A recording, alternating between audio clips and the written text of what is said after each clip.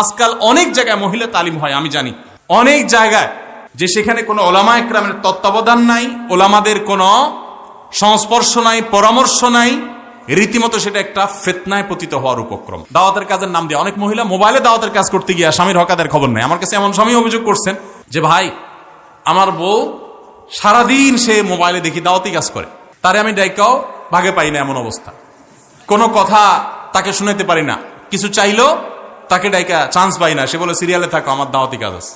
আমার পক্ষ হতে একটা বাণী হইল পোষায়া দাও। এক্ষেত্রে মহিলাদের করণীয়গুলো বিস্তারিত বললে উপকৃত হব। মহিলারাও দাওয়াতের কাজ করবেন, ইসলাম প্রচারের কাজ করবেন সন্দেহাতীত ভাবে। আল্লাহ সুবহানাহু ওয়া তাআলা কোরআনে কারিমে বলেছেন, আল মুমিনুনা ওয়াল মুমিনাত বা'দুহুম আউলিয়াউ বা'দ ইয়া'মুরুনা বিল মা'রুফ ওয়া ইয়ানহাউনা আনিল মুনকার। ঈমানদার নারী পুরুষ একে অন্যের পরিপূরক, তারা উভয়ে সৎ কাজের আদেশ এবং অসৎ কাজের বাধা প্রদান করবে, উভয়ের জন্য আল্লাহ তাআলা বলেছেন। কিন্তু মেয়েদের জন্য দাওয়াতি কাজের জন্য অনেকগুলো শর্ত আছে এক্সট্রা, তারা মেয়ে হওয়ার কারণে। তার ভিতরে এক নম্বর হলো তারা দাওয়াতের কাজের নাম দিয়ে স্বামীর সংসার রেখে তারা সারাদিন এলাকা এলাকা ঘুরে বেড়াবেন, স্বামী সন্তানের হক আদায় করবেন না, ত্রুটি করবেন, এই সুযোগ ইসলাম তাদেরকে। পুরুষদের জন্য যেরকম দাওয়াত যে লেভেলে দাওয়াতের কর্তব্য পুরুষদের উপরে বর্তায়, ওই লেভেলের ওই স্তরের কর্তব্য স্ত্রীদের উপরে মহিলাদের উপরে বর্তায় না। তারা যদি নিজেদের অঙ্গনে থেকে অন্য একজন মহিলাকে বাসায় আনলেন, তালিম করলেন, অথবা আশেপাশে কোনো বাসায় গিয়ে তালিম করলেন, সেখানে যদি যেতে আসতে কোনো ফিতনার আশঙ্কা না থাকে, ওই জায়গায় যদি কোনো ফিতনার আশঙ্কা না থাকে, বহু যদির পর বহু শর্তের পর সেটা জায়েজ হতে পারে। আজকাল অনেক জায়গায় মহিলা তালিম হয়, আমি জানি অনেক জায়গায়, যে সেখানে কোনো ওলামা একরামের তত্ত্বাবধান নাই, ওলামাদের কোনো সংস্পর্শ নাই, পরামর্শ নাই, রীতিমতো সেটা একটা ফিতনায় পতিত হওয়ার উপক্রম। মেয়েদের ব্যাপারটা অত্যন্ত সংবেদনশীল, ইসলাম সেটাকে অত্যন্ত স্পর্শকাতরতার সাথে দেখে এবং খুবই সংবেদনশীলতার সাথে ডিল করার কথা বলে। এজন্য কোন অবস্থাতে এটা লাগামহীনভাবে করা জায়েজ নাই, শরিয়ার সীমানার মধ্যে থেকেই করতে হবে। অনেক মেয়েরা এখনো আমাদের দেশে এক জেলা থেকে আরেক জেলায় তারা তবলিগে যায়, নিজের স্বামী ছাড়া, মাহারাম ছাড়া। আছে না এগুলো এখনো? এগুলো ইসলাম না, এগুলো অনাচার। দাওয়াতের কাজ তাদের করতে হবে, সেটা শরিয়ার সীমানার মধ্যে থেকে। দাওয়াতের কাজের নাম দিয়ে অনেক মহিলা মোবাইলে দাওয়াতের কাজ করতে গিয়ে স্বামীর হক আদায়ের খবর নেই। আমার কাছে এমন স্বামী অভিযোগ করছেন যে ভাই আমার বউ সারাদিন সে মোবাইলে দেখি দাওয়াতি কাজ করে, তারে আমি ডাইকাও ভাগে পাই না, এমন অবস্থা, কোনো কথা তাকে শুনাইতে পারি না, কিছু চাইলেও তাকে ডাইকা চান্স পাই না, সে বলে সিরিয়ালে থাকো আমার দাওয়াতি কাজ আছে। তাই আল্লাহর বান্দা ইসলাম ভালো করে বুঝেন নাই, তাদের এগুলো ঠিকঠাক রেখে অতিরিক্ত সময় তারা দাওয়াতি কাজ করবেন, তা পর্দার সাথে। কেউ যদি কাউকে মন থেকে চায়, তার জন্য কি প্রতি মোনাজাতে কান্না করে আল্লাহর কাছে চাইতে পারবে? দেখুন হাসির বিষয় না, আমাদের যুবকদের বেশিরভাগই এই রোগে আক্রান্ত। ভালো মানুষের মুখোশ পরে কতক্ষণ থাকা যাবে? বেশিরভাগ পুরুষ ছেলেরাই, যুবকরাই, এমনকি মেয়েরাও আজকাল বিবাহ বহির্ভূত সম্পর্কে আক্রান্ত। তো এই জন্য তারা মনে করে যে কোনো দোয়া দরুদ পড়লে বোধ হয় ওই ব্যবস্থা হয়ে যাবে। দেখুন, প্রথম কথা হলো যে সুনির্দিষ্ট কাউকে বিয়ের জন্য আল্লাহর কাছে দোয়া করে, এটা শুধু বিয়ে না, দুনিয়ার ক্ষেত্রেও সুনির্দিষ্ট কোনো কিছু চেয়ে, আল্লাহ অমুক বাড়িটা আমার পছন্দ হয়েছে, আল্লাহ এটা আমারে মালিক বানায় দাও, আমার আর কিছু লাগবে না, এই টাইপের দোয়া অনেকে করে না? অনেক যুবক আছে বেকার, চাকরি বাকরি হয় না, দোয়া করে আল্লাহ, অনেকে তো অনেক কিছু চায়, আমার বেশি কিছু না আল্লাহ, লাখ 5 টাকা হলে চলবে, একটা হুন্ডা কিনবো, একটা ছোট্ট ব্যবসা বাণিজ্য শুরু করবো, আর কিছু হাত খরচ রাখবো, আল্লাহ আমি কিছু চাই না তোমার কাছে। এটা দোয়ার আদবের খেলাফ। এরকম নির্দিষ্ট করে আল্লাহর কাছে চাওয়াটা দোয়ার আদবের এই জাতীয় বিষয়গুলোতে বিশেষ করে। কারণ আপনি আল্লাহ তাআলার কাছে চাইবেন শান্তি। আল্লাহ শান্তি কি 5 লাখ টাকা দিবা, না 5 কোটি টাকা দিয়ে দিবা, না 500 টাকা দিবা, তুমি জানো, আমি তোমার কাছে শান্তি চাই। আমাদের নবী করিম সাল্লাল্লাহু আলাইহি ওয়াসাল্লামের এত দোয়া, প্রতিটা পদে পদে তিনি দোয়া করতেন, কিন্তু একটা দোয়াও আজ পর্যন্ত আমি অন্তত পাই নাই যে দোয়া তিনি তো আল্লাহর কাছে পেশ করেছেন, আল্লাহুম্মা ইন্নী আসআলুকা কাসরাতাল আমওয়ালি ওয়াল আরাদি, আল্লাহ তোমার কাছে অনেক টাকা পয়সা, অনেক জমি জমা চাই, এরকম দোয়া নবী সাল্লাল্লাহু আলাইহি ওয়াসাল্লাম কখনো। তাহলে উনি কি দুনিয়া চান নাই আল্লাহর কাছে? কিভাবে চাইছেন?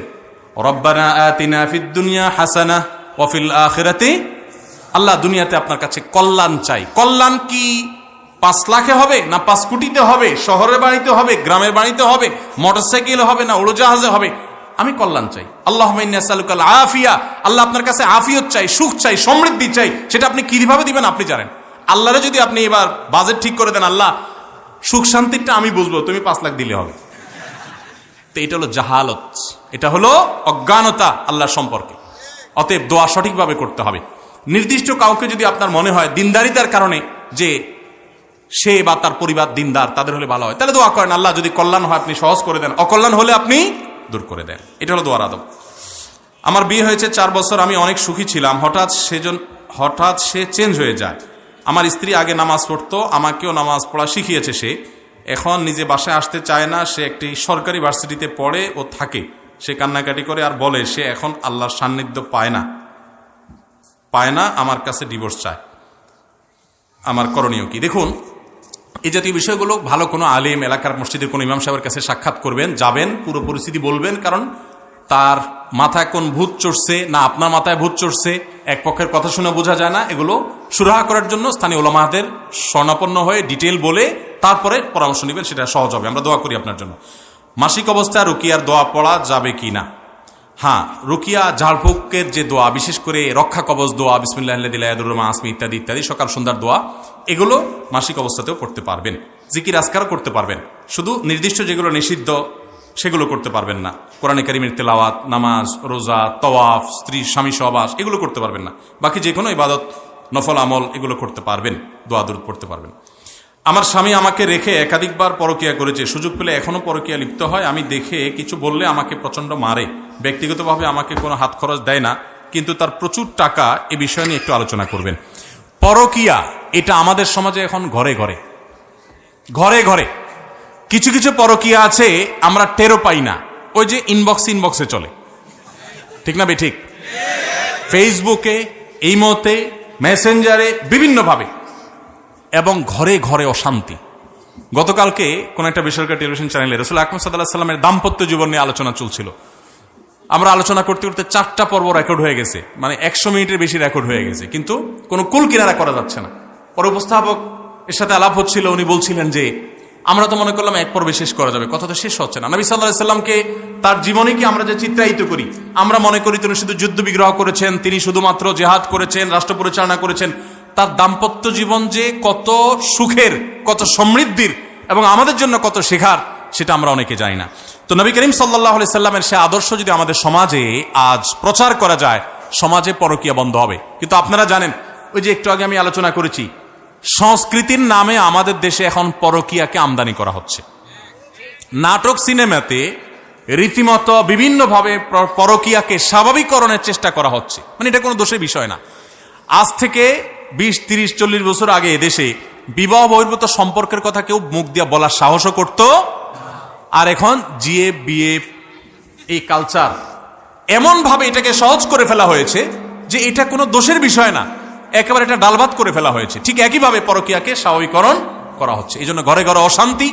যতগুলো বিবাহ বিচ্ছেদের ঘটনা ঘটে, যতগুলো তালাক হয়, যতগুলো সংসার ভেঙে খান হয়, এর অর্ধেকের বেশি ঘটে এই পরকীয়ার কারণে। আল্লাহ তাআলা পরকীয়া থেকে আমাদেরকে বাঁচার তৌফিক দান করুন। নবী করিম সাল্লাল্লাহু আলাইহি সাল্লাম পরকীয়ার রোগে আসক্ত মানুষদের ট্রিটমেন্টের জন্য একটা কথা বলেছেন।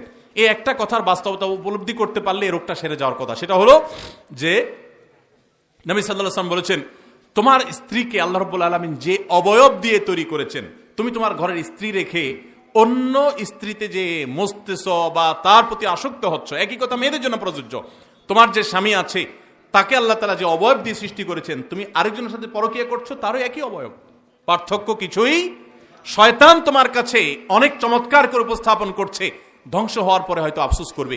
পরকীয়া লিপ্ত হয়ে সংসার ভাঙা বহু নারী আর্তনাদ করে, হাহাকার করে, বহু পুরুষ হাহাকার করে, আর হয়তো ব্যাক করার সুযোগ পায় না। এজন্য আল্লাহকে ভয় করেন এবং সংশোধন করেন, এবং জেনার এই ভয়াবহ রোগ থেকে বাঁচার জন্য আল্লাহর খাঁটি বান্দা, আল্লাহ ভীরু মানুষ, মুত্তাকি পরহেজগার মানুষ, নেককারদের সোহবত এবং সান্নিধ্যের কোনো বিকল্প নাই। এক ব্যক্তি এসে নবী সাল্লাল্লাহু আলাইহি সাল্লামের কাছে জেনা করতে তার মনে চায়, আকাঙ্ক্ষা ব্যক্ত করেছেন। নবী সাল্লাল্লাহু আলাইহি সাল্লাম তাকে অত্যন্ত চমৎকারভাবে উপদেশ দিয়েছেন এবং তার সোহবতে কিছু সময় ছিলেন। এরপরে সে বলেছে, আমার অন্তরে আকাঙ্ক্ষা বিলকুল নাই, শেষ হয়ে গেছে।